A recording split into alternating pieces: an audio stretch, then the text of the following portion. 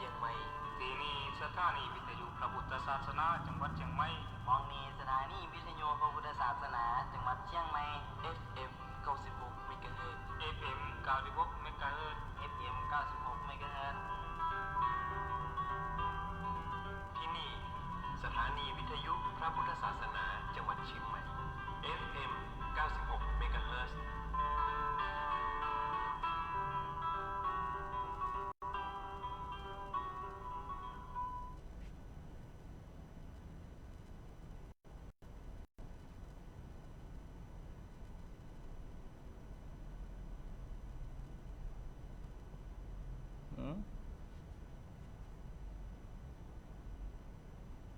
ก็เนาะ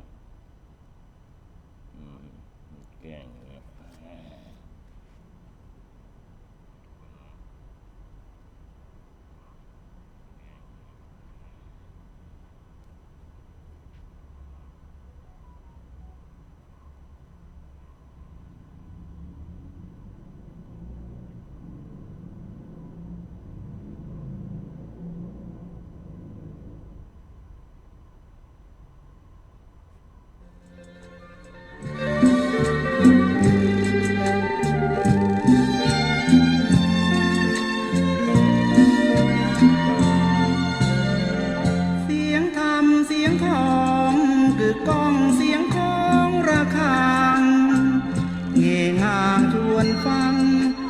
ยั้งอารมณ์ฟุ้งซ่า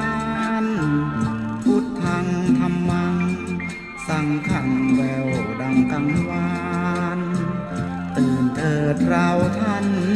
ฟังธรรมกล่อมขวัญหรือไทยรักตัวของเราอย่าเมามัวหลงมายารีบตื่นขึ้นมาลืมตามองฟ้าวันใหม่รับฟังเพลงธรรมแล้วทำจิตให้สดใสฝึกตนฝึกใจให้หายทุกข์คลายลำเค็ญเกิดมาทำไมถามใจบ้างสิเกิดมาทั้งทีอย่าใช้ชีวิตเริงเล่น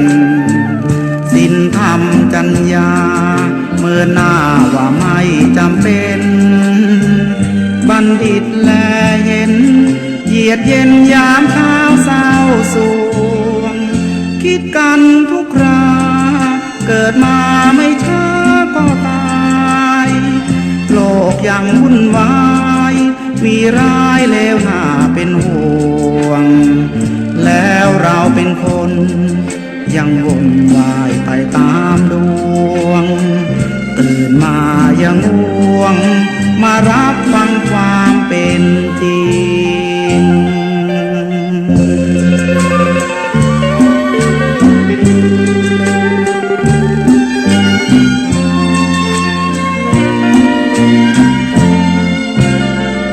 คิดกันทุกคราเกิดมาไม่ช้าก็ตายโลกยังวุ่นวายมีร้ายเลวน่าเป็นห่วงแล้วเราเป็นคนยังวนวายไปตามดวงตื่นมายังง่วงมารับฟังความเป็นจริง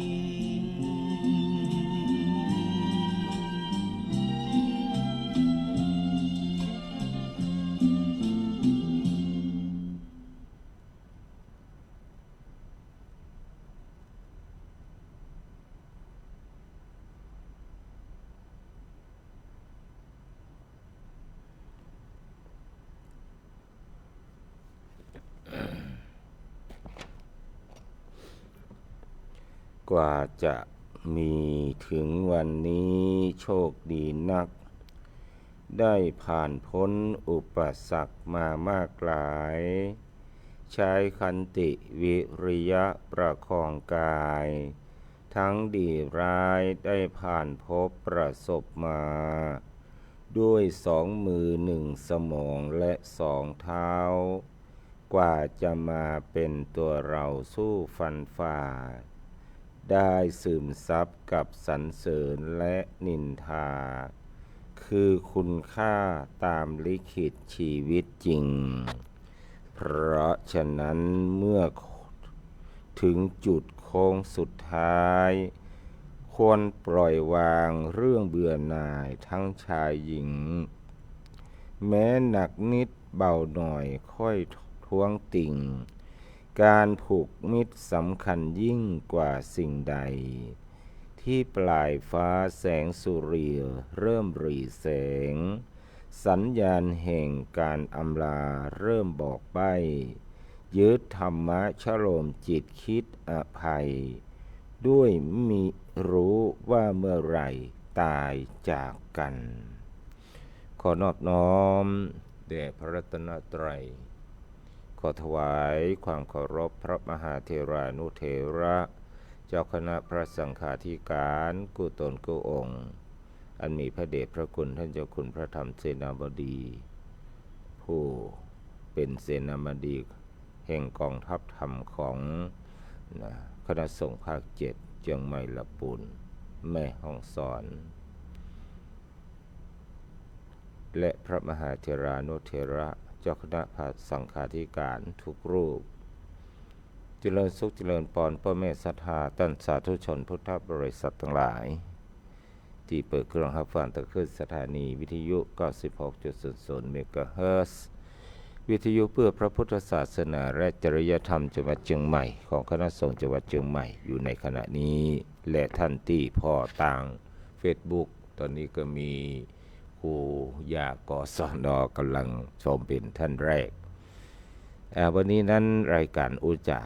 ภาษาธรรมกับเมืองล้านนาหรือว่ารายการเสียงธรรมเสียงทองเสียงที่มีคุณค่ามีประโยชน์ก็ได้หวนกลับมาปะพบญาติโยมสาธุชนทั้งหลายในวันนี้เป็นวันพุธเราก็ปะพบกันตั้งแต่เวลาบ่าย3 โมงเป็นต้นไปนี่อย่างมันปกติถ้าวันจันทร์ว่างการนั่นก็จะเป็นบ่ายโมงถึงบ่าย2 โมงนี่อย่างวันพุธต้องเป็นบ่าย3 โมงเนาะญาติโยมบางท่านอาจจะสงสัยคือเรื่องมันมีอยู่ว่าในก่อนหน้านั้นเมื่อละอาตมาภาพได้จัดสถานีวัดหนองกายแถมที่1พอดีช่วงนั้นเปิ้นว่างในช่วง3 โมงถึง4 โมงก็ดีก็อาตมาภาพก็เลยขอที่สถานี96เนี่ยเวลาเดียวกันเวลามันจะได้ไปถึง 2-3 สถานีเนาะเมื่อรูนมาอาตมาภาพก็งดต้องพูนไปเนาะงดต้องพูนไปก็จัดเหลือกันที่นี่ที่เดียวที่นี่ทางสถานี96เพิ่นก็ลงล็อกกันหมดแล้วอาตมาภาพก็สามารถที่เปลี่ยนแปลงได้ญาติโยมทั้งหลายก็มีความเคยชินคุ้นเคยกับพระสงฆ์องค์เจ้าตลอดถึงผู้รู้ทั้งหลายที่เป็นเวลาก่อนหน้านี้ก็หลังอาตมาภาพว่าถึงเวลานี้คนนั้นคนนี้จะต้องออกเวลานี้นั้นอาตมาภาพก็เลยเปลี่ยนไปได้มาเลยกลายเป็นที่มาของว่าวันจันทร์วันอังคารเวลาบ่ายโมงถึงบ่าย2 โมงเวลาวันพุธนี่ก็เป็นเวลาบ่าย3 โมงถึงบ่าย4 โมงเนาะอันนี้ก็ชี้แจงท่านทั้งหลายได้รับทราบญาติโยมสาธุชนทั้งหลายเป็นใดพ้องเนาะแต่ว่าไปเวียนเทียนที่ไหนก็คงได้บุญกันเต็มที่เต็มเปี่ยมในวันสำคัญในทางพุทธศาสนาที่แน่นอนก็เราท่านทั้งหลายก็ได้ชมปรากฏการณ์เดือนตื้อในวันสำคัญของพระศาสนาแบบหันชัดๆเต็มตาเลยเนาะไม่ต้องใจกล้องใจแก่นตา2 แก่นพอหันกันทั่วหน้า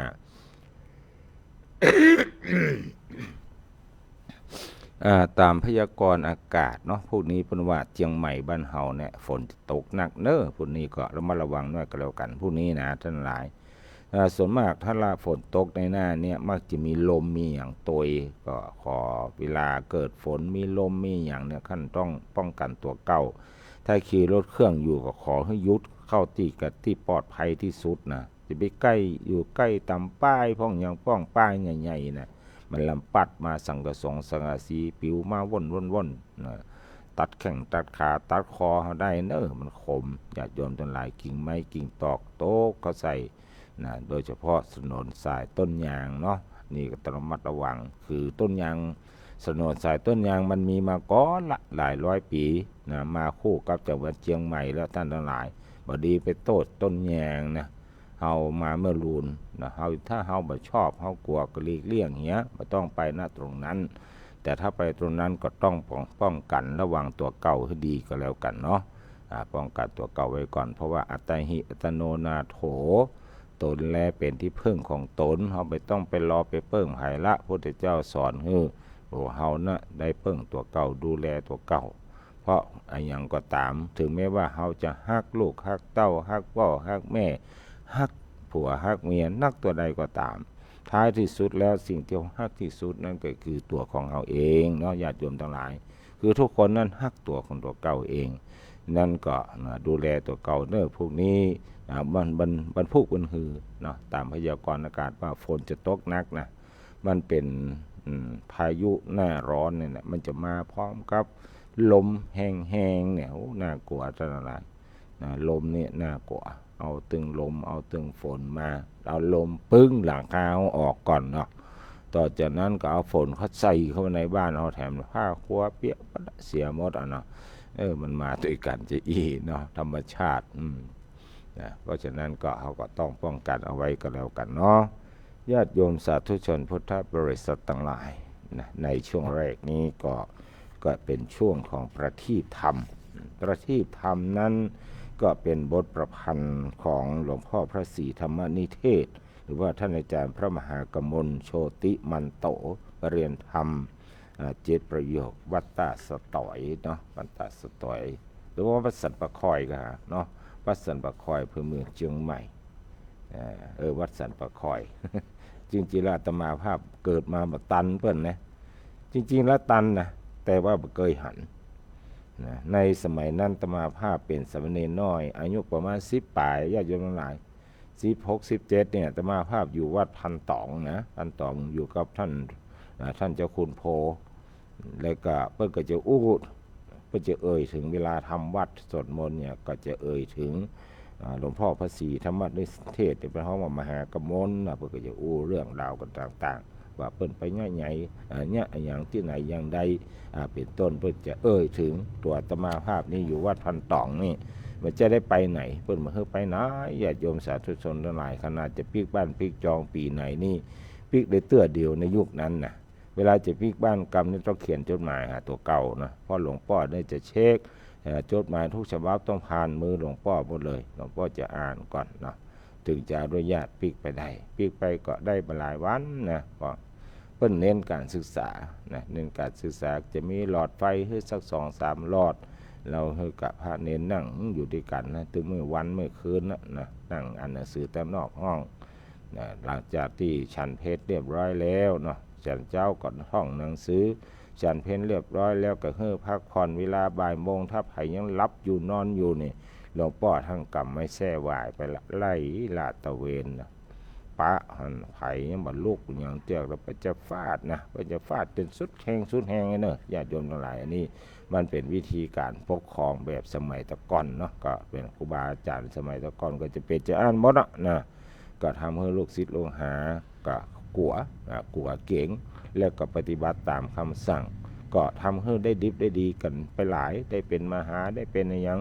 อาตมาภาพถึงแม้ว่าไม่ได้เป็นเนาะตอนอยู่วัดพันทองก็ถือว่าได้ไปเรียนพื้นฐาน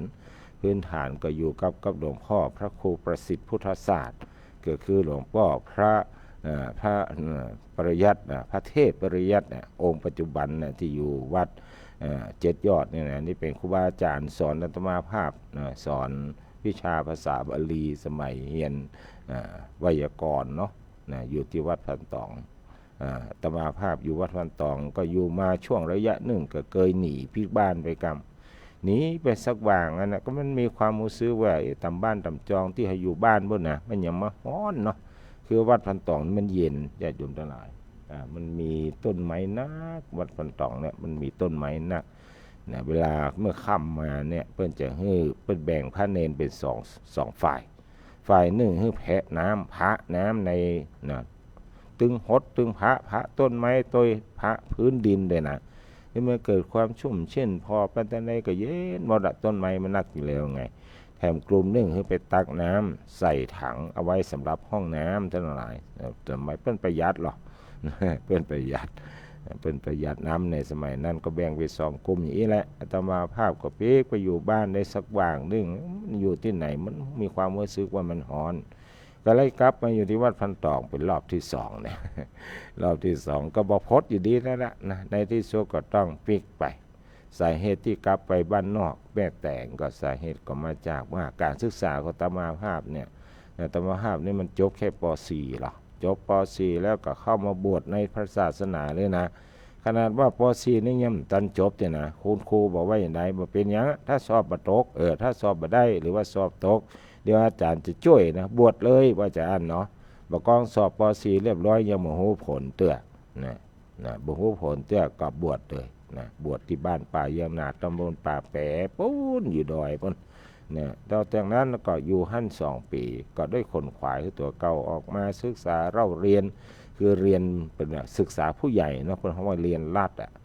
เรียนรัฐศึกษาระดับ3ระดับ4ระดับ5อีนะ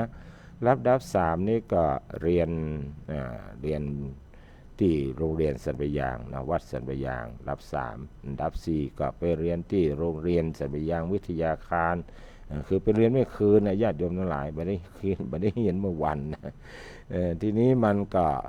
ตอนนั้นจบระดับ3ตอนมาอยู่เนนเป็นเนนอยู่ที่เชียงใหม่นะยังมาจบระดับ4แต่ว่าเพื่อนฝูงที่อยู่ตรงบ้านนอกเพื่อนก็จบการศึกษาสูงขึ้นติ๊กๆเอามาเรียนบาลีเนาะบาลีนี่ตกแล้วตกเลยนะในสมัยก่อนนี่เพื่อนมันมีการซ่อมตกแล้วตกเลยต้องรอทำปิงมันก็ไปบ่ได้ละทำให้เฮาลังเลจะเอาอย่างใดดีเนี่ยต่างโลกก็ได้น้อยเดียวต่างทำก็เอาบ่ได้ก็เปิ้นก็จึงได้ตัดสินใจย้อนปีกไปบ้านนะไปบ้านนอกแม่แต่งนะไปศึกษาเราเรียนไปเรียนระดับ4นะได้เรียบร้อยแล้วนะได้เป๊กเป็ดจุเจ้านะจบระดับ4นี่คือจบระดับปม.3 ญาติโยมทั้งหลายจบม.3 เรียน2 ปีม.3เนาะป.5 ถึงป.6 ป.5 ป.6 ป.7 ป.6อันนี้ก็เรียน2 ปีเช่นเดียวกันเรียนรัฐแล้วก็มาเรียนระดับ3ระดับ4นะจบระดับ4แล้วก็ได้อายุนะบวชเป็นตุเจ้าพอดีก็เป๊กเป็นตุเจ้าที่วัดสันปะแยงก็อยู่รับใช้ดูแลเรียกว่าตอบแทนบุญคุณเข้าป่าอาหารญาติโยมคณะสถาบันสันปะแยง1 ปีโดยประมาณอาตมาภาพก็ได้ย้ายเข้าเมืองที่นี่มาอยู่ที่วัดบุพารามแน่วัดที่2วัดบุพารามถนนท่าแพนะวัดบุพารามบุพะแปลว่าทิศตะวันออกในทั้งหลายคือศรัทธาหลายคนจะห้องวัดบุพารามเนี่ยเป็นวัดบุพารามบ่ถูกเนอะวัดบุพารามคือวัดที่ตั้งอยู่ทางทิศตะวันออกของเมืองเชียงใหม่เมืองเชียงใหม่อยู่ที่ไหนเพิ่นนับตั้งแต่ประตูต้าแปเป็นต้นไปไงทีนี้วัดบุพารามมาอยู่ตะวันออกปุ้นนะเป็นวัดบุพารามนะบุพารามทีนี้มันไปศูนย์กับวัดบุพารามบุพานี่แปลว่าดอกไม้โดยทั้งหลายวัดส่วนดอกเนี่ยเพราะว่าวัดบุพารามนะเป็นส่วนดอกไม้ของพระราชาในสมัยนั้นเป็นพระราชอุทยานนะก็มาอยู่ที่วัดบุพารามเนื่องจากว่าเพราะว่ารุ่นพี่เพิ่งมาอยู่ก่อนเป็นญาติพี่น้องกันนี่แหละเป็นมหาไปอยู่นี่ก็ได้ชักจูงจักกันมาเนาะเหมือนกับอาชีพอื่นนั่นแหละเพื่อนที่เป็นอาชีพทหารก็จะชักจูงกันไปเป็นทหารที่เป็นตำรวจก็ชักจูงก็เป็นไปเป็นตำรวจเนาะอันนี้เพื่อนเป็นมหาเพื่อนก็เลยชักจูงอาตมาภาพเนี่ยมาเรียนมหาเพิ่มเติมมาเรียนชั้นเก่านั่นแหละแต่เปลี่ยนวัดใหม่ก็สามารถสอบได้เรียน2นะเรียน2อยู่ไปอยู่มาเหมือนเพื่อก็มีกฎกติกาของวัดว่าถ้าไผ่สอบตกประโยค3เนี่ยซ้ำกัน2 ปีขอให้ย้ายเนอะเนี่ยถึงเวลาก็ต้องย้ายอาตมาภาพก็เลยไปได้ประโยค3ที่วัดบุพารามนี่นะได้ย้ายไปอยู่ปูนเหนือสุดยอดแห่งสยามบนญาติโยมทั้งหลายไปอยู่เชียงรายบนนะไปอยู่วัดพระสิงห์นะวัดพระสิงห์นี่ก็เป็นวัดหลวงเหมือนกันท่านหลายไปอยู่กับวัดรองเจ้าคณะจังหวัดในสมัยนั้นเนื่องจากท่านรองเจ้าคณะจังหวัดนี่เป็นเพื่อนนะเป็นเพื่อนของน้าของอาตมาภาพนะเรียกว่าไปแบบเส้นสายเช่นเดียวกันน้ายิงอาตมาภาพนี่เป็นได้สามีเป็นปศุสัตว์จังหวัดเชียงรายอยู่ปุ้นแล้วก็เป็นคุ้นเคยกับรองเจ้าคณะจังหวัดเชียงรายอาตมาภาพก็เลยไปอยู่ปุ้นนะ ก็สามารถนะพอดีได้ครูดีว่าเป็นประเรียนธรรม9ประโยคพระมหาบุญสืบนิรุตติเมธีเนาะก็อาตมาภาพก็เรียนประโยค3ท่านก็ได้เป็นมหาภายใน1 ปีบอกกองได้แล้วญาติโยมทั้งหลายก็ยังว่านั่นแหละการศึกษาเนาะนะเอาว่าถึงเมื่ออยู่สมัยวัดบุพารามย้อนหลังทำน้อยนึงนะตอนลุกจากสันปัญญามาอาตมาภาพจบระดับ4เนาะที่นี้ระดับ5ระดับ5เนี่ยก็คือการศึกษาในชั้นมัธยม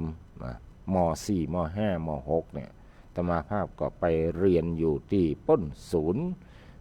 การศึกษานอกโรงเรียนจังหวัดเชียงใหม่นั่นแหละ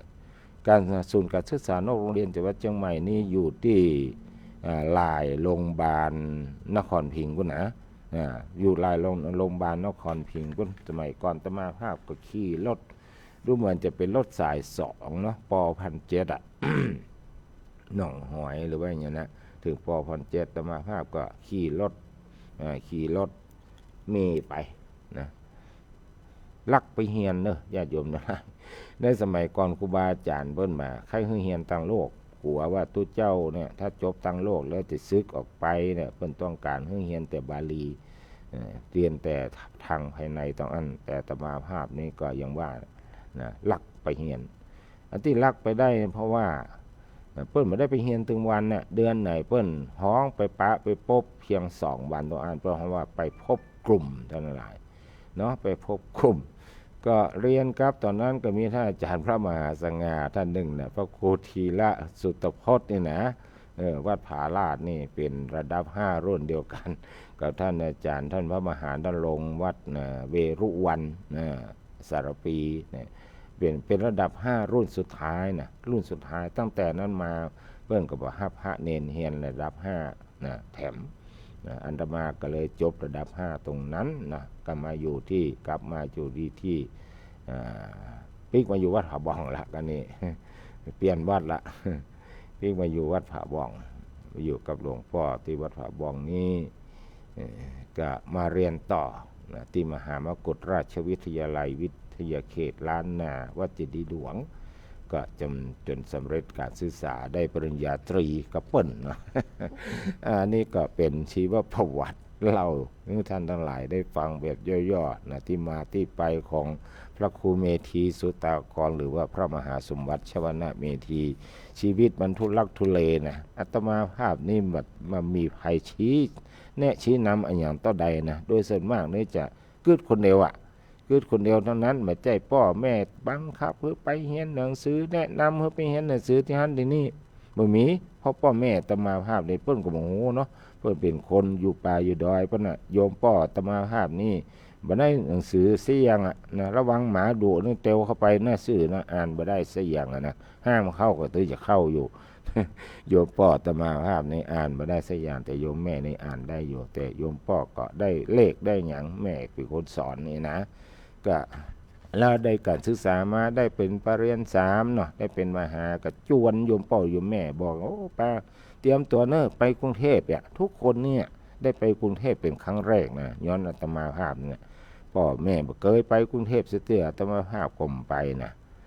ไปกรุงเทพนะครั้งแรกไปรับปริญญาธรรมไปกรุงเทพตั้งหลายไปครั้งที่2นี่ก็ได้ปริญญานี่แหละก็ปิ๊กไปถึงกรุงเทพที่นี้ไปแอวถึงปู้นเลยนะพดประจวบคีรีขันธ์ไปเล่นทะเลนะโยมพ่อไปขี่สกูตเตอร์อีหล่ะเนี่ยนะโยมพ่อได้ไปแอวไปขี่สกูตเตอร์ที่จังหวัดประจวบคีรีขันธ์เนาะเหมารถไปอันนี้ก็เป็นชีวประวัติโดยย่อของพระครูเมธีสุตากรนะญาติโยมสาธุชนพุทธบริษัททั้งหลายอย่างก็ประทีปชีวิตนะโดยท่านพระศรีธรรมนิเทศในตอนที่10บอกว่ารักษาตนพระพุทธเจ้าท่านตรัสไว้ว่าอัตตานันเจปิยังชัญญาถ้าหัวว่าตัวเก่าเป็นที่ฮักรักไขยะนังสุขังขิตังพึงรักษาตนไว้ให้ดีเป็นความจริงในข้อที่ว่าคนทุกคนนะฮักตัวของตัวยิ่งกว่าคนอื่น แต่บ่ฮู้จักวิธีรักษาตัวปล่อยตัวจนต้องเสียตัวอยากให้ตัวมีความสุขจึงพยายามปรนเปรอตัวเองให้มีความสุขโดยประการต่างๆมักอยากแอวนะมันอยากแอวก็แอวมันอยากกินก็กินมันอยากดื่มก็ดื่มบางทีของที่กินที่ดื่มลงไปนั้นมันไปทำลายสุขภาพบั่นทอนอายุให้สั้นเช่นดื่มเหล้าสูบเฮโรอีนเนาะในสมัยก่อนสูบฝิ่นสูบกัญชาแอลแม่คืนนั่นบ่ใช่วิธีรักษาตัวที่ถูกต้องแต่เป็นการทำลายตัวเองโดยที่ตัวเองก็รู้ว่าชะตาชีวิตของตนจะเป็นจะไดแต่ใจมันบ่เข้มแข็งพอที่จะสลัดมันออกไปบอกกล้าเลิกกลัวว่าตัวจะตายกลัวว่าจะไปบ่มีความสุขจึงปล่อยเลยตามเลยโป่งเหียว่ามันก็แค่ตายแต่กว่าจะตายตัวได้ทำร้ายจิตใจพ่อแม่พี่น้องวงศาคณาญาติตลอดจนผู้หวังดีจนบ่มีภัยเมตตาปราณีเวลาจะตายก็ตายไปบ่เป็นบ่เหมือนมนุษย์มนาบางคนไปตายในห้องส้วมในขณะที่ฉีดผงขาวเข้าเส้นในสมัยก่อนมันฉีดตัวยาจนละลายประเดี๋ยวนี้บ่เคยมีละพลาดท่าก็ตายโหข่าวหันข่าวอ่านข่าวเสมอน่าจะตัดใจเลิกได้แต่ใจบ่แข็งก็เป็นที่น่าเอ็นดูเพราะฉะนั้นคนที่ฮักตัวห่วงตัวจะต้องระมัดระวังตัวอย่าให้ตัวตกเป็นทาสของสิ่งเสพติดซึ่งสามารถทำลายชีวิตของตัวได้ในสภาพปัจจุบันนี้ยิ่งต้องระมัดระวังให้นักเพราะคนหันแก่ตัวหาความสุขใส่ตัวบนความชิบหายของคนอื่นบนนึกศีลธรรมมีเพิ่มขึ้นจนทำให้วิตกไปว่าศีลธรรมหายไปไหนหมดไผจะมารับผิดชอบตัวของเฮานอกจากตัวของเฮาเพราะฉะนั้นเมื่อรู้ว่าตัวของเฮาเนี่ยเป็นที่ฮักของตัวพึงรักษาตัวของตัวให้ดีที่สุดเด็ดท่านทั้งหลายอันนี้ก็เป็นประทีปธรรมตอนที่10ของ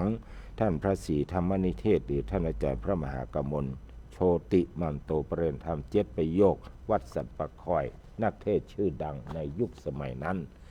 ญาติโยมสาธุชนพุทธบริษัททั้งหลายโมทนาท่านอาจารย์พระธิการท้องเพียรฐานะสัมปันโนนะ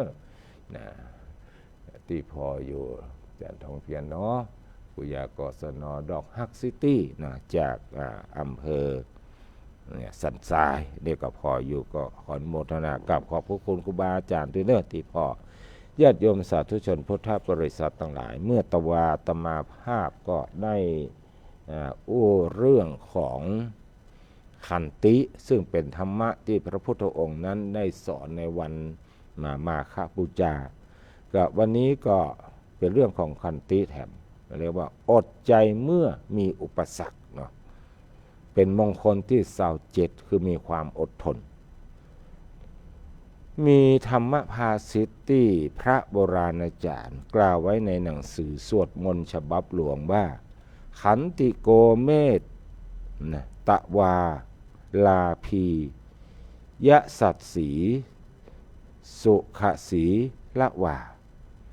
ปิโยเทวมนุษสานังมนาโปโหติขันติโกแปลเป็นภาษาไทยว่าผู้มีขันติและเมตตาย่อมเป็นผู้มีลาภมียศและมีความสุขเสมอผู้มีขันติธรรมย่อมเป็นที่ฮักที่ชอบใจของเทวดาและมนุษย์ของเทวดาและมนุษย์ทั้งหลายพระท่านสอนเฮารู้จักรู้จักอดทนคืออดใจเวลามีความโลภหรือว่าอภิชาเกิดขึ้นอภิชาเกิดขึ้นอยากจะได้สมบัติของคนอื่นเฮาก็ต้องรู้เท่ารู้ทันว่านั่นคือกิเลสตัวโลภะแล้วก็ฟังยุดความอยากนั้นด้วยการอดใจทำใจประเมินความโลภนั้นมันก็จะหมดไปเมื่อมีความโลภคิดจะเมื่อมีความโกรธความโกรธอยู่โคตรก็จะทำร้ายเกิดขึ้น ก็ฮื้อแปลงใจยุดเกี่ยวก่อนตอนแรกๆความโกรธอาจจะปุ้งพล่านอยู่ในจิตใจแต่ก็บ่ถึงกับลุดออกมาภายนอกให้คนอื่นได้ยินพอเฮาดึงสักกำหนึ่งเนี่ยความโกรธความอาฆาตความพยาบาทนั้นมันก็จะค่อยๆหายไปเนี่ยญาติโยมทั้งหลายนะถ้ามีความหันผิดเกิดขึ้นดวงจิตมันพล่ามัวทำอะไรอย่างก็ผิดพลาดไปหมดก็หยุดใจนิ่งๆไว้บ่จะแสงสว่างแห่งปัญญาก็จะเกิดขึ้นถ้าเมื่อเราหันถูกต้องตรงไปตรงมาตามความเป็นจริงถ้าหยุดใจได้เพียงอย่างเดียวจะสามารถเอาชนะกิเลสในใจของเราได้อุปสรรคภายนอกตึงงดก็เป็นเรื่องเล็กน้อยเราจะเอาชนะอุปสรรคภายนอกได้อย่างง่ายดายบอกว่าจะเป็นความทุกข์ยากลำบากกรรมอู้ฮื้อร้ายต่างๆก็อย่าปล่อยให้เข้ามาอยู่ในใจของเราได้สิ่งที่ควรจะอยู่ในใจของเราก็คือบุญ กุศลความดีงามที่เราได้ทำไว้และพระรัตนตรัย หากเราทำได้จะก็จะเป็นที่ยกย่องของมนุษย์และเทวดาทั้งหลายมีแม่สี่เรือนคนหนึ่งชื่อว่าเวเทหิยานางเป็นคนสงบเสงี่ยมเรียบร้อยจิตใจเยือกเย็นชาวบ้านทั้งหลายในละแวกนั้นต่างก็ร่ำลือกันถึงกิริยามารยาทที่เรียบร้อยอ่อนน้อมของแม่บ้านคนนี้นางได้จ้างแม่หญิงคนหนึ่งชื่อว่ากาลีมีหน้าที่รับใช้ปัดกวาดเช็ดถูภายในบ้านนางกาลีก็ตั้งใจทำงานด้วยความขยันขันแข็งกินอยู่รับนอนในบ้านหลังนี้เสร็จสับอยู่มาวันหนึ่งนางกาลีเกิดมีความกึดขึ้นว่านายหญิงของเฮาบ่เกิดแสดงความโกรธความเครียดออกมาเลยอาจเป็นเพราะว่านางบ่มีความโกรธอยู่ในใจหรือจะเป็นเพราะว่านางบ่เคยปะกับเรื่องงุดงิดขัดเคืองใจเนื่องจากเฮาเองก็จัดแจงดูแลการงานด้วยความเรียบร้อยทุกอย่างทันทีเฮาจะต้องทดสอบนายหญิงของเฮาว่านางมีความอดทนแต่ก็ว่าบ่แต่อีนะรุ่งขึ้นนางกาลีก็เริ่มดำเนินการตามแผนที่กึดไว้โดยแกล้งนอนตื่นสายข้าวปลาอาหารก็บ่ได้หุงได้ต้มปลาเอาคนในบ้านต้องอดอาหารไปตามๆกันนายหญิงจึงเข้ามาเรียกพอดีหันนางกาลีกำลังตื่นก็เลยต่อว่าต่อขานไปว่าเจ้ากาลีวันนี้เนี่ยอย่างเจ้าขี้เกียจนอนกระทั่งสายป่านนี้นางกาลีจึงอู้ยั่วโมโหตามแผนว่าฉันตื่นสายนี้จะเป็นอะไรอย่างไปนะจะตื่นจะลุกควายแล้วเป็นจะได้เนี่ยประมาณนั้นนะเนาะเจ้านายก็ตวาดว่านางชั่วร้ายเมื่อเจ้าบ่มีอะไรอย่างจะมามอนอนอยู่เนี่ยอย่างฟังไปทำงานบ้านเดี๋ยวนี้นะนายหญิงอู้ด้วยความโกรธคัดเคืองหน้านิ้วคิ้วขมวดวันที่สองนางกาลียังดำเนินการทดสอบความอดทนของเจ้านายด้วยการนอนตื่นสายกว่าเดิมแถมเนี่ยแต่ว่าลูก8 โมงวันนี้ลูก9 โมงเนาะคราวนี้เจ้านายยิ่งขุ่นมัวกว่าเดิมแผดเสียงด่าดังลั่นบ้านหน้าตาบึ้งตึงตลอดวันครั้งที่3เจ้าของบ้านโคตรยัดนะคือโคตรขนาดนักที่หันนางนอนตื่นสายป้าก็ร้องด่าพร้อมกับนะเปียหั่นเปียนี่เลยเปียก่อนประตูนะลิ่มตอกประตูบ้านขว้างใส่นางลิ่มประตูโดนเข้าที่ศีรษะของนางกาลีอย่างจังศีรษะแตกหัวแตกเลือดไหลนางจึงเดินเอามือกุมแผลเอาไว้แล้วก็ไปโพธนากับเจ้าบ้านว่าพวกท่านพอนี่หรอนายหญิงของฉันเนี่ยคนที่สงบเสงี่ยมเรียบร้อยแต่เนี่ยอย่างจึงทำร้ายฉันจนหัวร้างข้างแตกจะอี้ละตั้งแต่นั้นมาผู้คนในหมู่บ้านก็พากันร่ำลือไปทั่วถึงแม่หญิงแม่บ้านเวเท หิกาว่าเป็นคนหุนหันพลันแล่นบ่สงบเสงี่ยมแต่เป็นคนดุร้ายเพราะทำร้ายแม่หญิงรับใช้จนหัวแตกมีคนบางคนในโลกที่มีความเคารพเพียงช่วงเวลาที่ยังบ่ได้กระทบกับถ้อยคำหรือเหตุการณ์อันบ่เป็นที่พอใจแต่จะโคดเคืองขุ่นมัวต่อถ้อยคำคัดหูหรือการกระทำที่คัดตาเช่นกับแม่หญิงแม่บ้านเวเทหิกาคนนี้ที่เป็นคนอดทนบ่แต่พระบรมศาสดาจึงตรัสสอนให้หมู่เฮามีใจหนักแน่นมั่นคงเหมือนกับแผ่นดินแผ่นดินแม้จะมีไผเอาสิ่งสกปรกปฏิกูลเทลงไปหรือจะเอาของเหม็นมาราดก็ยังคงทำหน้าที่รองรับด้วยอาการสงบนิ่งบ่มีอาการหวั่นไหวหรือเดือดร้อนอันใดหมู่เฮาก็เช่นเดียวกันหากมีไผมาว่าร้ายฮือเฮาโคตรฮือโตดเฮาด้วยกรรมอูติบะแตนะหยาบคายก็ฮือมีใจหนักแน่นบ่หวั่นไหวบ่โคตรตอบและฮือมีเมตตาจิตไปยังบุคคลนั้นอย่าเป็นผู้ที่มีเวรมีภัยกับไผนอกจากนั้นพระพุทธองค์ท่านยังตรัสสอนให้มีความอดทนถึงขนาดอุปมาว่าถ้ามีหมู่โจรใจบาปหยาบช้านำเลื่อยขนาดใหญ่มาตัดอวัยวะน้อยใหญ่ของเราหากเรามีจิตคิดร้ายต่อพวกโจรแม้แต่น้อยเดียวก็บ่ชื่อว่าประพฤติตามคำสอนของพระพุทธองค์เพราะว่ามันมีความอดทนอดกลั้นต่อความโกรธความอดทนเป็นบันไดไปสู่นิพพานพระบรมโพธิสัตว์ถ้าปราศจากความอดทนนี่แล้วจะตรัสรู้เป็นพระสัมมาสัมพุทธเจ้าบ่ได้เพราะว่ากว่าที่จะมาเป็นพระพุทธเจ้านั้นบ่ใช่ของง่ายต้องอดทนต่อทุกสิ่งทุกอย่างต้องสละทั้งทรัพย์อวัยวะและชีวิตฟันฝ่าอุปสรรคมานับภพนับชาติบ่ถ้วนเพื่อจะสั่งสมบุญญาบารมีให้ได้บรรลุอนุตตรสัมมาสัมโพธิญาณแม้ว่าท่านจะเจออุปสรรคมามากมายเพียงใดก็ตามก็บ่ย่อท้ออุปมาว่าบนหนทางที่มีกองไฟกองมหึมาลุกโพรงแล้วเฮือตั้นก้าวเดินฝ่ากองไฟไปยังจุดหมายปลายทางแถมฝั่งหนึ่งซึ่งฝั่งนั้นจะทำให้ท่านได้บรรลุเป้าหมายอันสูงสุดท่านก็จะเดินฝ่าเปลวไฟนั้นไปโดยบ่กลัวต่อมรณะภัยและอุปสรรคใดๆทั้งสิ้นนะท่านทั้งหลายฉะนั้นการสร้างบารมีของเราท่านทั้งหลายก็เช่นเดียวกันเขาจะต้องมีใจที่นักแน่นเข้มแข็งดุจเดียวกับพระบรมโพธิสัตว์เพราะเจ้าโลกและสรรพสัตว์ทั้งหลายกำลังรอความช่วยเหลือจากเฮาอยู่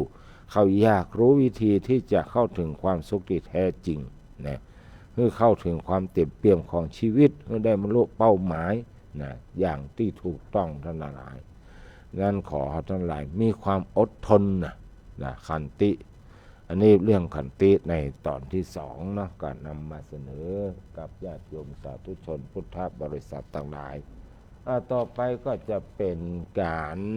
บอกบุญนะกับวัดวาอารามต่างๆที่มีการมีงานอันนี้ก็มีงานปอยหลวงเนี่ยนะฉลองสมโภชปอยหลวงเสนาสนะหรือว่าสนะศาลาอเนกประสงค์หอมบุญสถานที่วัดบ้านใหม่ตำบลจ้อแลอำเภอแม่แตงจังหวัดเชียงใหม่กำหนดการวันจันทร์ที่9มีนาคม2569เวลา9โมงเป็นต้นไปเน้อญาติโยมสาธุชนพุทธบริษัททั้งหลายคือเปิ้นมีงานตั้งแต่วันที่7เนาะวันที่7ทำบุญทักษิณานุปทานวันที่8นั่นก็เสิร์ฟเจ้าตาแบบล้านนาแล้วก็มีหัววัดหัววาก็เอาเครื่องไทยทานแห่เข้ามาเนาะแล้วก็วันที่9สำหรับวัดวาอารามต่างๆที่จะไปร่วมงานปล่อยหลวงวัดบ้านใหม่ตำบลจ้อแลอำเภอแม่แตงจังหวัดเชียงใหม่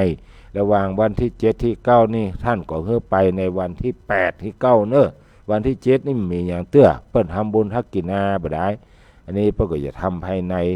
ของเปิ้นอยู่วันที่8ที่9เนี่ยถึงจะมีการเล่นต่างๆ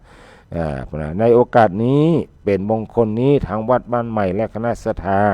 กรรมการกลุ่มสตรีแม่บ้านกลุ่มหนุ่มสาวทุกคนมีความยินดี จึงขอเรียนเชิญสาธุชนเข้าร่วมทำบุญกับศรัทธาข้าพเจ้าทั้งหลายตามวันและเวลาสถานที่ดังกล่าวโดยพร้อมเพรียงกันขออำนวยพรทุกท่านจะมีความสุขความเจริญรุ่งเรืองในโชคดียิ่งขึ้นไปด้วยเทินในงานมีมหรสพที่ไม่ขัดต่อระเบียบคณะสงฆ์ประเพณีวัฒนธรรมศีลธรรมอันดีงามตลอดงานเป็นมีมหรสพเนาะมีลำวงมีดนตรีมีปาโป่งอย่างนั้นเนาะท่านหลายเนาะปล่อยหลวงม่วนบรรยากาศถ้าไม่กึดอย่างนี้นักจะไปกึดว่าเป็นบ้านนอกบ้านอย่างไรท่านหลายคนเฮานี่อย่างเดียวกันบดส่วนทุดท้ายมาออกมาเกิดมาเป็นคนใจชีวิตในเมืองมนุษย์ว่าต้องไปว่าอภัยเหมือนกับตายจากกันไปหมดแล้วนะมีความสุขมีความชอบอะไรที่มันมาคัดก็ศีลธรรมวัฒนธรรมประเพณีก็เนี่ยจะทำเกิดไปเตอะท่านหลายไปแอวงานรู้หนาวดีก็บางคนโอ้อันนี้มันงานหมู่บ้านนอกไอ้ล่ะเขาว่ากันนะชอบว่ากันได้คนเอานี่นะงานปล่อยหลวงปล่อยเหลืองนี่ก็เหมือนกันท่านหลายงานบุญงานปล่อยหลวงเนี่ยท่านหลายไปแล้วได้บุญได้กุศลแล้วเปิดเป็นการเฉลิมฉลองซึ่งงานปล่อยหลวงนี่มันก็มีมาตั้งแต่สมัยครั้งพุทธกาลแล้วอย่างที่เราได้ฟังกันนะพระเจ้าประเสนที่โกศลเลยเนี่ยแหละที่เปิ้นเศร้าอโศกมหาราชที่เปิ้นแปลงเจดีย์ของพระพุทธเจ้านะพระสารีริกธาตุ108 เมืองเนี่ยเฉลิมฉลอง7 ปี 7 เดือน 7 วันน่ะที่ได้อัญเชิญพระมหาโบคุตได้มาเฝ้างานเนี่ยท่านหลายมันมีมาตั้งแต่สมัยพุทธกาลแล้วนั้นถึงวันนี้เวลาวัดวารามต่างๆได้แปลงบ้านแปลงกุฏิวิหารศาลาบาทอย่างเรียบร้อยเอาก็มีการเฉลิมฉลองก็เพื่อญาติโยมได้ทำบุญโดยและก็เพื่อญาติโยมที่ในหมู่บ้านนะแล้วก็แต่ญาติโยมที่มาจากบ้านต่างๆได้พักผ่อนสนุกสนานกันได้ลำวงก็ยังพ้องนะพอมวยพ้องนะมวยบางวัดบางวาก็มีหลายกู้ขนาดเนอะเปิ้นจัดบนเวที7 คู่แถมแถมตามปืนกระล่างกลางข่วงนะตามสนามหญ้าตามพื้นที่แถมทำหลายคู่เนาะลุ่มล่ำไผเป็นไผโมโหเนี่ยประสบการณ์อันนี้เรียกว่าปล่อยหลวงปล่อยหลวงแล้วก็ม่วนงานดีญาติโยมสาธุชนทั้งหลายต่อมาก็เป็นงานของวัดควรข้าม้าตำบลศรีภูมิอำเภอเมืองจังหวัดเชียงใหม่เนอะอันนี้เปิ้นจะทำบุญสืบชะตาหลวงครบอายุของวัดนะ534 ปีของวัดควรข้าม้าและทำบุญอายุ35 ปี15 พรรษาของท่านพระครูปรัชเฉลิมพลสิริสุวรรณโนเจ้าวาดวัดควรข้าม้าณวิหารควรข้าม้าตำบลศรีภูมิเมืองเชียงใหม่กำหนดการบรรณาการที่10 เดือนมีนาคม 2569 เวลา 9:39 นาทีอันนี้ก็วัดควรข้าม้าเนอะวันที่10 มีนา 9:39 นาทีมีพิธีสืบชะตาหลวงทำบุญอายุวัดและก็อายุเจ้าอาวาสทีนี้ก็ที่วัดจ้างเคียนทั้งหลายวัดจ้างเคียนนั้นก็มีงานฉลองสมโภชเสนาสนะเช่นเดียวกันก็คือปล่อยหลวงนั่นแหละปล่อยหลวงซึ่งรายละเอียดนั้นมันมีตั้งแต่วันที่20เป็นต้นไปทั้งหลายวันที่20ในแห่พระอุปคุตเหมือนกับตมาว่าที่แก่เวลามีงานปล่อยหลวงเนี่ยเพื่อเป็นการป้องกันหรือว่าเป็นการรักษาจารีตเฮ็ดห้อยประเพณีเพิ่นก็จะไปอัญเชิญอันพระอุปคุตตามแม่น้ำนะไปแห่ก็หรอกมงจิงไปแห่ไปเอาหินไม้ก้อนอาราธนาพระอุปคุตเอาหินก้อนนั้นเปิ้นแปลงซุ้มละไว้ข้างหรือว่าใกล้ๆเป็นประตูวิหารตั้งข้างมันนะแล้วก็เอาหินก้อนนั้นสมมุติว่าเป็นพระมหาอุปคุตแล้วก็อาราธนาท่านได้ดูแลการงานเรียบร้อยหลังจากซื้องานเรียบร้อยก็เอามาหินก้อนหน้าแห่พิกไปส่งเรียกว่าไปส่งพระมหาอุปคุตเนาะอันนี้เป็นความเชื่อของเจ้าล้านนาบ้านเฮาแล้วก็ตั้งแต่วันที่21-22 มีนาคมคณะศรัทธาหัววัดหัววาต่างๆก็จะได้แห่เคลื่อนไทยทานเข้าไปร่วมทำบุญเนอะแล้วก็วันที่23นี่เป็นพิธีทักขินานุปทานวันที่24นี่ก็จะเป็นการถวายสิ่งก่อสร้างทั้งหมดดังนั้นญาติโยมถ้าจะไปทำบุญก็ไปวันที่24นี่ไปทำบุญแบบเงียบๆนะ ไปเงียบ9 โมงแบบธรรมดาแต่ว่าชอบคึกคืนสนุกสนานม่วนงานก็21 22เด้อญาติโยมสังหลายวันที่21 22วัดจังเคียนเนี่ยนะไปทางห้วยแก้วเนี่ยขวามือเนี่ยนะลายเส้นนายอย่างนะเมย่าว่าลายเมย่ามันเนาะอยู่ทางขวามือวัดจังเคียน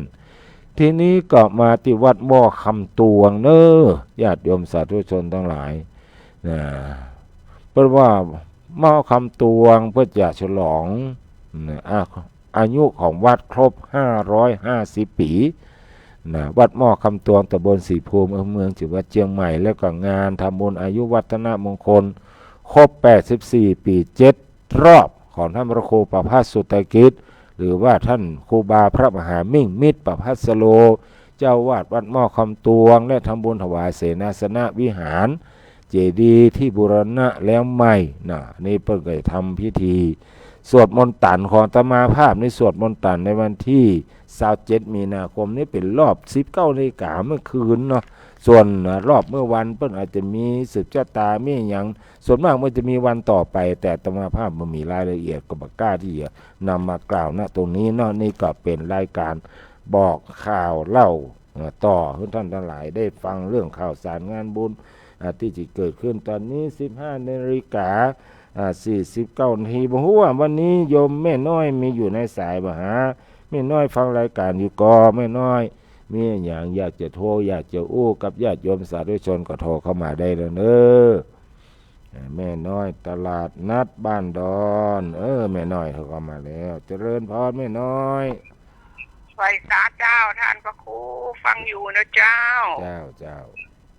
เดี๋ยวเขาไม่น้อยมาจะเคินนะเจ้าตะกี้ฟังที่ท่านประภัสกับเผาป่าเนาะ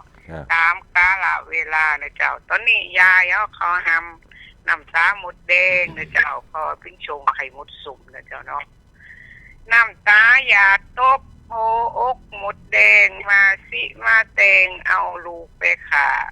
จุยก่อบ่ได้ต่อหน้าต่อตาเอาลูกของขาไปกินเป็นปุตเต้บ่หักษาศีลมนุษย์เดินดินกินพักก็ได้แม่ตั้งหลายได้เอาใบไม้มาบังลูกไว้กันแดดกันลมบ่หือเด็ดตองหือได้อยู่ห่มกันฝนกันลมยังมาลูกได้ลูกแม่เอ้ยแม่ก็ห้องไห้จอยหรือบ่ได้ลูกเอ้ยอยู่บนกอไม้หมูเฮาบ่เคยไปหยงลักเลยของมนุษย์เจ้าหากินตามป่าบนดอยภูเขามาลุเฮินเฮายังมาทำใดจักอยู่สูงบนยอดลำไยเปิ้นซ้ำต้นปลายเก็บง่ายนะเจ้าไปอยู่ในดีน้องดีหนุ่มเฒ่าอยู่กับลูกเต่ายืนนานเอาเป็ดมาคุกกลุ่มลูกคุกคานมันทรมานก่อนที่จะตายกาเป็นเตละข้างต้องใจเวลาเป็นเดินกากว่ามันจะแล้วเป็นเฮิรนหูลูกบอกค่าขาดแขวมารู้เทมแล้วเลยนาเมตั้งร้ายต้องหลังน้ำตาเป็นเทมไม่กล้าใจเวลาเจ้าอาหารมนุษย์เอามากับเขามีเป็นร้อยเจ้าบ่เอามากินไข่มดสุ่มลำแต่ปลายลิ้นกืนแล้วก็สิ้นความลำกินพักกินไม่กันเป็นประจำบางอย่างก่อนลำว่าไข่มดสุ่ม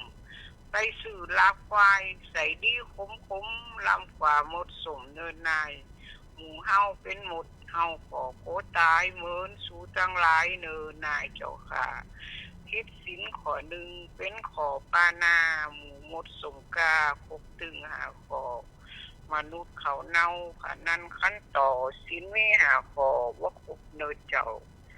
ขอรัตนะคุณพระเก่าคุ้มครองโลกเจ้าหือรอดสงครามโกสงครามโลกเป็นครั้งที่3ขออย่าลุกลามมาถึงไทยเจ้าขอหือพี่น้องยิงใจหนุ่มเฒ่าอยู่เมืองนอกเจ้าปลอดภัยในเอ่ยเจ้าไหว้สาเจ้าน่ะโอ้มีอุ้ยอีดูหมด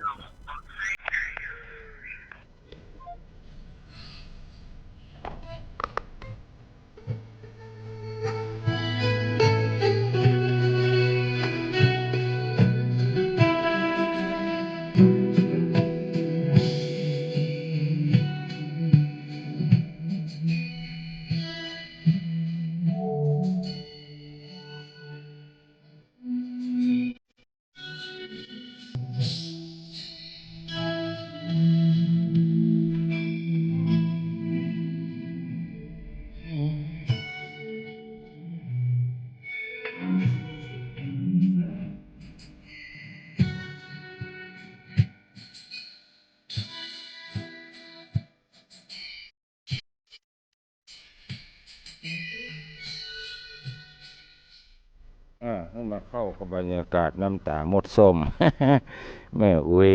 นะก็เอาเพลงน้ำตาหมดแดงเปิดทีน้อยเดียวนะละเมิดลิขสิทธิ์บ่ได้ญาติโยมทั้งหลายเพลงวันนี้มันมีลิขสิทธิ์เหรอนอกจากเพลงธรรมะแล้วเขาจะมาเปิดออกรายการของเขาไปเลยนี่ไม่ได้นะเปิดมีลิขสิทธิ์ของเปิดแม้แต่ตามเขากงโอเกะทั้งหลายเนี่ยมันจะว่าเปิ้นเปิดฟรีเท่านั้นหลายเปิ้นจะต้องมีการซื้อนะต้องซื้อลิขสิทธิ์แล้วก็ให้คนทั้งหลายไปห้องนะตามห้องอาหารต่างๆเป็นต้นอันนี้ก็อู้กันมาจัดหลายตอนนี้ก็เหลือเวลาประมาณสัก5 นาทีเนาะญาติโยมทั้งหลายก็ลืมไปข่าวว่าอย่างก็แจ้งให้ท่านทั้งหลายได้รับทราบเนาะว่าแม่ของอาจารย์บรินทร์วัฒนพงศสิริกุลเนาะซึ่งเป็นภรรยาของอาจารย์เพชรวัฒน์นะรักเชียงใหม่51แม่เปิ้นเนาะแม่เปิ้นได้ถึงแก่กรรมเปิ้นได้ตั้งศพบำเพ็ญกุศลไว้ที่บ้านสันกับตองเนาะอำเภอเมืองจังหวัดลำพูนนั้นก็ญาติโยมท่านใดฮู้ก็คงมีฮู้ข่าวกันแล้วเนาะก็คงจะได้ไปร่วมกันส่วนอาตมาภาพพร้อมกับด้วยคณะก็จะไปร่วมแสดงความไว้อาลัยแสดงความเสียใจไปให้ไปหอมกับโยมมลินทร์หรือว่าอาจารย์สายลุงที่ได้สูญเสียแม่อันเป็นที่ฮักที่เคารพไปโยมแม่อาจารย์สายลุงนี่เปิ้นมีความกตัญญูนะกตเวทิตาต่อพ่อต่อแม่เปิ้นเอาพ่อเอาแม่มาเลี้ยงดูพ่อกอยที่สถานีตั้งหลังวัดพระสิงห์นี่ตมาภาคไปหันเปิ้นดูแลอย่างดีป้อนข้าวป้อนน้ำเรียกว่านะดูแลจนสุดความสามารถละก็ถือว่าเปิ้นได้ทำหน้าที่ในการเป็นลูกที่ดีของพ่อของแม่แล้วถึงว่าแม่จะได้สูญเสียไปได้ตายจากโลกนี้ไปตามธรรมชาติของสิ่งที่เกิดขึ้นสังขารเนี่ยเกิดขึ้นตั้งอยู่ดับไปก็ตามทั้งหลายเปิ้นก็มีความภาคภูมิใจว่าเปิ้นได้ทำหน้าที่ของตัวเก่านั้นให้ดีที่สุดแล้วฉะนั้นเราท่านทั้งหลายที่มีพ่อมีแม่อยู่ก็ขอให้ดูแลพ่อแม่ของเขาให้ดีที่สุดนะเพราะว่ามันเป็นหน้าที่ของท่านทั้งหลายหน้าที่ของพ่อของแม่นั้นมีอย่างหน้าที่ของพ่อของแม่นั้นมี5อย่างด้วยกันคือ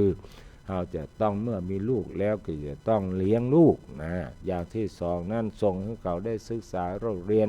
อย่างศิลปวิทยาเนาะอย่างที่3ในอย่างในห้องนี่ดื่มไป มีหลายสิ่งหลายอย่างญาติโยมทั้งหลายในที่นี้เมื่อพ่อแม่มีพระคุณต่อเฮาจะแล้วในฐานะที่เฮาเป็นลูกเป็นเต้าพระพุทธองค์ก็ทรงตรัสเราท่านทั้งหลายได้แสดงความกตัญญูกตเวทิตาที่หน้าที่ของลูกก็มีอยู่ว่าเปิ้นเลี้ยงพ่อแม่ได้เลี้ยงเฮามาเฮาก็จะต้องเลี้ยงเปิ้นตอบการเลี้ยงพ่อแม่นั้นจะต้องเลี้ยงทั้งกายและใจเลี้ยงทางกายแล้วก็ด้วยปัจจัยทั้ง4เนาะอาหารเสื้อผ้ายาบ้านดูแลเปิ้นได้รับความสุขสบายจนสุดความสามารถของเฮานะดูแลที่อยู่ที่กินสะอาดสะอ้านก่อเสื้อผ้ามีใส่ก่อเข้าปลาอาหารในแต่ละมื้อราคาเปิ้นได้กินได้อิ่มอย่างก็คือดูแลดีๆเนอะอันนี้เรียกว่าเลี้ยงเปิ้นทางกายส่วนเลี้ยงทางใจก็บอกว่าเอาจะอยู่ที่ไหนก็ตามก็ทำตัวทำตนประพฤติตัวประพฤติตนให้เป็นคนดีบ่ทำให้ชื่อเสียงเสียหายอันเมื่อพ่อแม่ฮู้เปิ้นก็ได้ยินในสิ่งที่เป็นคำชมว่าลูกดีอันดีอย่างนี้นี่แบบเป็นกำลังใจทำให้เปิ้นอายุมั่นยืนยาวนะถ้าเอาไปทำบดีแล้วอันนี้ก็ทำให้เปิ้นมันหมายความว่าถ้าหากว่าลูกบดีเนี่ยมันมีผลไปถึงแม่ถึงพ่อไปตัวเองเนาะเนี่ยว่าพ่อแม่มาสร้างมาสอนเนี่ยเขาเกิดเป็นอย่างอ่านไปอันนี้ต้องดูแลทั้ง2อย่างคือเรื่องทางกายได้เรื่องทางใจต่อไปที่เสียอย่างที่2หน้าที่ของลูกก็ช่วยทำการทำงานพ่อแม่แก่เท่ามาก็ต้องช่วยเปิ้นให้เปิ้นได้พักได้พรมาต้องไปไหนละเอาสตางค์ใบฮื้อจำนวนหนึ่งเอาอีพ่ออีแม่ครับไปทำบุญก็ไปเน้ออันส่วนการส่วนงานเนี่ยผมเขาจะเนี่ยข้าเจ้าเขาจะเนี่ยอีพ่ออีแม่เนี่ยมาเมินแล้วนะ เปิดได้พักได้ผ่อนเงินสตางค์เปิดไปทำบุญสุนทานเพื่อก็จะมีความสุขในเบื้องปลายของชีวิตและท่านทั้งหลายเนาะเพราะวัยเฮานี่มันมี3วัยแหละวัยสร้างรากฐานวัยสารหลักแรงวัยแต่งหลักธรรมเนี่ยสร้างรากฐานก็สร้างฐานะเนาะตั้งแต่เรียนหนังสือมาละนะสารหลักแรงก็แปลงบ้านแปลงจองซื้อนั่นซื้อนี่เข้าบ้านเข้าจองนะแต่งหลักธรรมเมื่อเฒ่าเมื่อแก่แล้วมันก็จะต้องโป่งละหันสังขารทั้งหลายก็แก่กะเฒ่าโอ้ยโป่งนะโป่งเข้าวัดเข้าวาอย่างแม่จันเพ็ญคำโพธานี่ไปตามวัดตามวาต่างๆไปถึงวันนะเป็นต้นนะไม่ใช่แม่จันเพ็ญคนเดียวคณะของแม่จันเพ็ญแถมแม่สุกินแม่ทำลายเนาะอย่างเดียวกันหมดเป็นคนเฮาเนี่ยคบคนเช่นไรก็เป็นคนเช่นนั้นหรอกไปคบคนที่ชอบทำบุญสุนทานก็จะเป็นคนชอบทำบุญสุนทานไปตัวเนาะอันนี้เรียกว่าอย่างที่2ช่วยทำกิจการงานของท่านประการที่3นั่นก็คือดำรงวงศ์สกุลคือรักษาชื่อเสียงของสกุลไว้มาทำได้ชื่อเสียงของสกุลประการที่4นั้นทำตัวทำตนให้เป็นคนที่น่าไว้ใจพ่อแม่ไว้ใจโดยเฉพาะพ่อใจเป็นลูกพ่อใจเนี่ยบดีไปติดเปื่อนติดปงที่บดีไปติดการพนันทั้งหลายเดี๋ยวพ่อแม่บอกไว้ใจแล้วเอาทรัพย์สมบัติของเขาหามามันล่างเขาตายไปมันเอาขายแน่ๆแล้วมาไปเล่นไพ่เล่นไฮโลเนี่ยเปิ้ลมาสบายใจทั้งนั้นสุดท้ายนะหน้าที่ของพ่อของแม่เนี่ยของลูกเนี่ยหน้าที่ของลูกสุดท้ายเมื่อพ่อแม่ถึงแก่กรรมเสียชีวิตไปก็ทำบุญทิศะไปเปิ้ลเนี่ยอันนี้เป็นธรรมะของลูกที่ต้องตอบแทนพ่อแม่เนอะอันนี้ก็ฝากไว้ในช่วงท้ายของรายการวันนี้โมทนากับโยมทับกาบแก้วเนาะอันนี้มาจากประเทศอังกฤษปุ่นเนอะนี่ and over sea call นะคือข้ามทะเลมาเลยนะนี่นะข้ามทะเลมายิงมาที่วัดผาบ่องโมทนาคงสบายดีเนาะทับกาบแก้วอันนี้เป็นเพื่อนเรียนหนังสือด้วยกันแต่ก่อนเนาะท่านอาจารย์เจ้าที่การท่องเพียรฐานะสัพปันโนจันลงครูยากศนเนี่ยแม่จันเพ็ญคำโพธานี่แล้วก็อย่างก็ ดอกฮักซิตี้นะที่พอทาง Facebook และโมทนากับญาติโยมที่ฟังรายการที่ต่างบ้านตัวเนอวันนี้เวลาหมดเวลาแล้วอาตมาภาพก็ขอนำรายการจากท่านผู้ชมผู้ฟังไปก่อนเนาะแล้วเราจะป้ากันทำไมกับพวกนั้นเนอะวันจันทร์หน้าพุ่นเนาะในช่วงนี้ก็ขอทุกคนได้ดูแลสุขภาพเหมือนที่อาตมาภาพได้กล่าวไปวันพรุ่งวันฮือเนี่ยฝนจะตกนักในจังหวัดเชียงใหม่อาจจะมีลมแถมมาตยป้องกันตัวเก่าตัวเนอะอยู่ดีมีสุขอายุมั่นขวัญยืนโดยทั่วกันจะเริญปอน